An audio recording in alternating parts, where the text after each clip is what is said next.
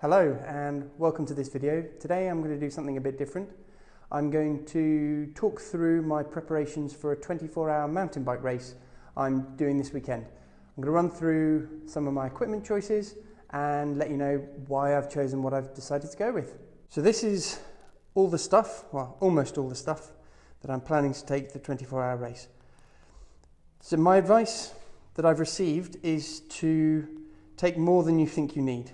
If you prepare in advance for every eventuality, then you'll have everything in case anything happens.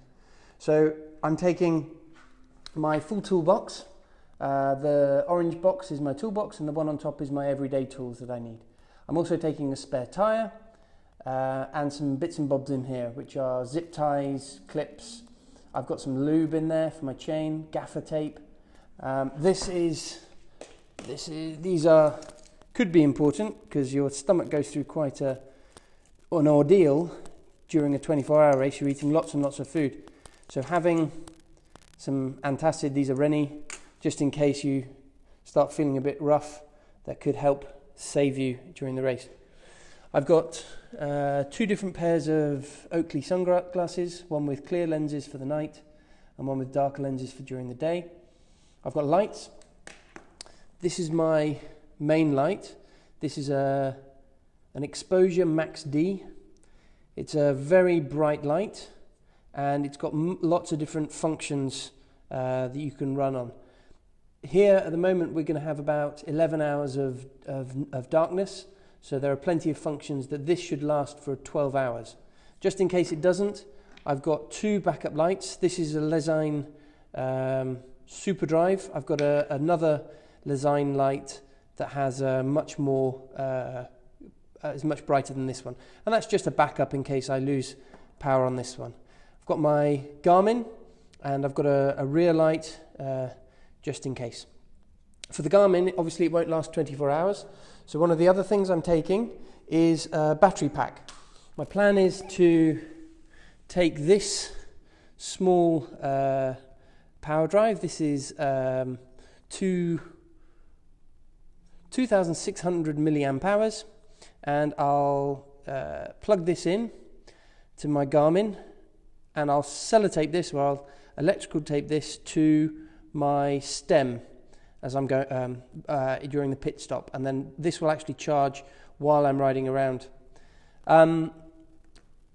When this has run out of battery and the Garmin has charged the Garmin, I can take it off and I can charge it off these bigger battery packs. These are 20,000 milliamp hours. They also have a solar panel so that they can charge themselves up during the day, just a little bit, but it could help. I've got two of those. Packet of wet wipes. They are really useful for cleaning yourself down, also cleaning your bike down. I've got a Camelback, which will have 1.5 litres of water. I'll be just keeping the water in that one. I've got one of these silver blankets, just in case I get cold at some point and need to warm up. A spare inner tube.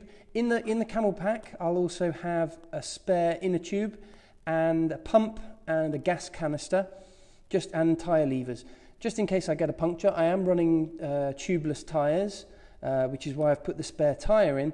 But you never know what could happen. It's only a short circuit, so I could probably get by with just bunging an inner tube in if I need to. This could be essential. This is my chamois cream. It's a Muck-Off Athlete Performance. Sorry, I think it's by Muck-Off. Hang on, let me just double check. This is a Muck-Off chamois cream. I really like it.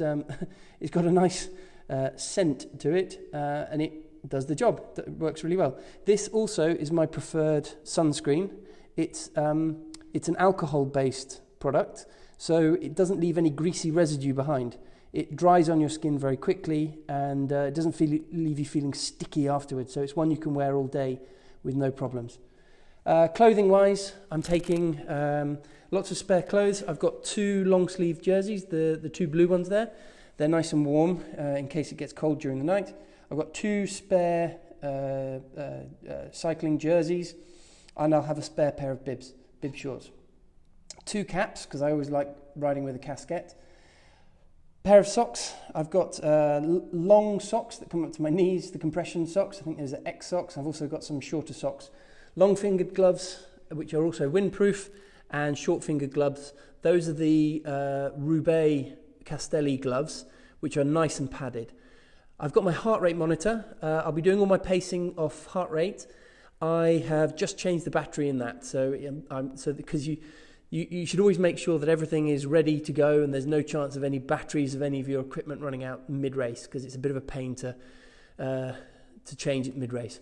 Obviously my cycling shoes, I've got overshoes in case it rains. There is forecast for a little bit of rain, and because of that I've also got a waterproof, windproof gilet and a wet weather jacket. This is a wet weather cap, really nice and warm and waterproof. A towel, because like any hitchhiker you should always go everywhere with a towel, and calf compression for post-race. This is the bike I'll be riding. It's a Canyon Neuron. I've changed out the bars for a carbon 3T bar. I've got all the mounts already set up. I've already planned how I'm going to attach the battery so I can charge the Garmin as I go along. I've got one of those small mud guards on the front so the mud doesn't spray up in my face. This is a full suspension 29er, and I've got the Crank Brothers Egg Beater pedals on this. Does the job. Nice bike, nice and comfortable with the rear suspension as well. It should be nice and comfortable for a 24-hour ride. Okay, nutrition. So my plan for the race is to mostly have nutrition on the bike. So I will be, my strategy is to stop every couple of laps every 4 laps. It's only a short course, so I'm going to stop every 3 or 4 laps, and I'm going to restock the fuel that I carry with me. I'm planning to carry bananas, an energy gel, and an OT bar as well as lots of these lovely dates that we get here in Qatar. So that will be my main energy source. And then when I stop, I'll also have all these water bottles prepared with energy drink. So this is an isoactive fructose glucose mix, 2-to-1 different carbs. This is supposed to be nice and easy to absorb, and also isotonic, so it should keep my electrolytes up as well. Then I've also got the High Five energy drink with protein. This is I've been advised that, especially for endurance events, it's a good idea to replenish some protein while you're going along. It helps avoid muscle degeneration while you're going. It also avoids fatigue. So I'll be mixing between these two. Mostly I'll be using the isoactive, the power bar drink, but I'll mix one of these like every 3rd or 4th bottle. I'll have the one with the protein in it. I've also got some other drinks during my stops if I want to have something a bit different. I've got some Pocari Sweat, which is really nice stuff. I really like that. And that's what have I forgot? I've got Coke, and I've got coconut juice with pulp in it. As another snack, when I did my Everesting late last year, I found that rice pudding really worked well for me as an energy food. So this, I've got a few cans of this. If I want something a bit different, some extra food during the race, I'll crack open a can of rice pudding. Then I've also got lots of other snacky foods in here. I've got this big bag of pâte de fruits, which is really nice. Different kinds of OT bars. I've got lots of Snickers and dark chocolate minty Kit Kats and lemon drizzle Kit Kats. I've got fruit and nuts, more Isostar energy bars, and then I've got crisps, some beef jerky or biltong, however you want to call it, And I've got in here somewhere a couple of tins of tuna salad too.